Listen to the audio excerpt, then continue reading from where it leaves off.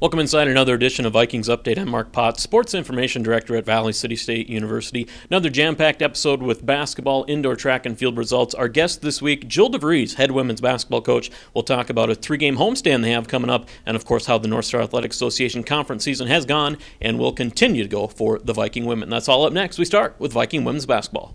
We start this week's show with women's basketball. Vikings hosted Dakota State University on Wednesday night. First home game for Viking women since December 5th, and it was good to be home. Vikings built an 11-point first-quarter lead, never trailed in the game, rolling to an 82-69 victory over the Lady Tees. Lexi London posted a double-double with 14 points and 10 rebounds, and Sarah Schwanke scored 15 points to lead the Vikings. 6 different Vikings scored in double figures. On Saturday, VCSU on the road at number 19 Dickinson State. Close game throughout, but poor shooting hampered VCSU as they fell 63-55 to the Blue Hawks. Vikings are now 12-8 overall, 5-2 in the North Star. That is currently tied for third in the North Star standings. Viking men also home last Wednesday against Dakota State. Defensive struggle in this one. 10 ties, 7 lead changes back and forth, but the Vikings were able to find enough offense for a 67-58 victory, snapping their first losing streak of the season. VCSU trailed 56-54, but ended the game with a 13-2 run to seal the victory. 4 Vikings in double figures, led by 15 points from Jaden Ferguson. Nigel Drury with 13 points and 7 boards. On Saturday, Vikings picked up a crucial road victory over a talented Dickinson State team, 75-74.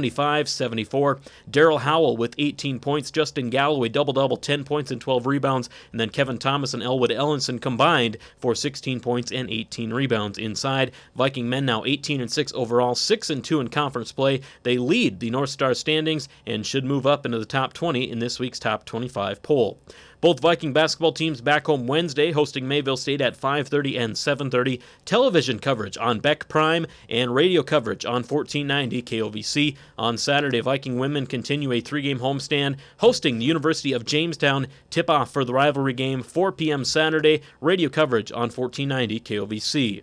Viking track had some strong individual performances Saturday during the 12-team Cobber Duels in Moorhead. Andrew Hanratty had another strong double, 3rd place in long jump and 6th place in triple jump, top North Star finisher in each event. Viking 4x400 team also placed 3rd. Demario Fair, Nicholas Ernst, and Malik Jackson all added strong top 5 finishes at the large meet. On the women's side, Siri Geisler, competing in her first collegiate meet, set a new school record in indoor shot put, a toss of 12.49 meters. That broke the old mark of Jessica Mellon by about 5 inches. Geisler's throw was also good for 2nd place at the meet in a field of 39 throwers. Viking track back in Moorhead on Saturday, this time for the Concordia College Cobber Open. Events start at noon. Along with making news in competition, Viking track program has been busy recruiting as well. Several signings to announce for Viking track, including Joshua Lawyer from Bismarck, North Dakota, Dylan Lookingbill from Wind River, Wyoming, Matthew Abraham from Powell, Wyoming, Kiana Hansen from West Fargo, North Dakota, Sierra Vetter from Bismarck, North Dakota, Levi Hummel from Garrison, North Dakota, Brady Morden from Cavalier, North Dakota, Macy Dimmler from Garrison, North Dakota, and Alexis Hayek from Foreman, North Dakota. All those athletes have signed to do track and or cross country next year at Valley City State University. Joined on this week's edition of Vikings Update by Jill DeVries, head women's basketball coach here at Valley City State. And Coach, you guys have been on the road a lot the last couple months, one home game since December 5th, but you were back home for a 3-game stretch starting Wednesday night against Mayville. First off, you had some fun games with Mayville State last year. What are you expecting out there Wednesday night? You know, I expect the same. I mean, we are who we are, and they are who they are. They're going to shoot threes, and they're going to get the ball inside to Gainer, and going to penetrate. They scored 109 points the other night, so, right. I mean, they certainly can put the ball in the basket. You know, that will wrap up your first round through kind of the traditional conference schedule. You know, what have you seen from your team so far? What are some areas you're going to have to improve to make a run down the stretch?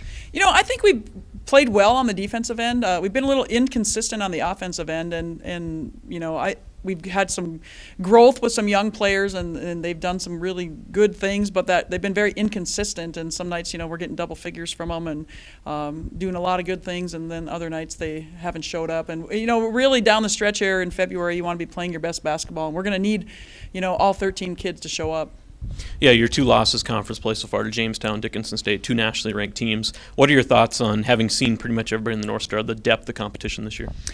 Oh, it's been really good. You know, I think even presentation the other night took Jamestown to overtime. Right. So It's a battle every single night, and the thing that every team has are really good players, and and coaches who prepare and understand how to get wins and get the best out of their kids, and I think that makes a big significant difference.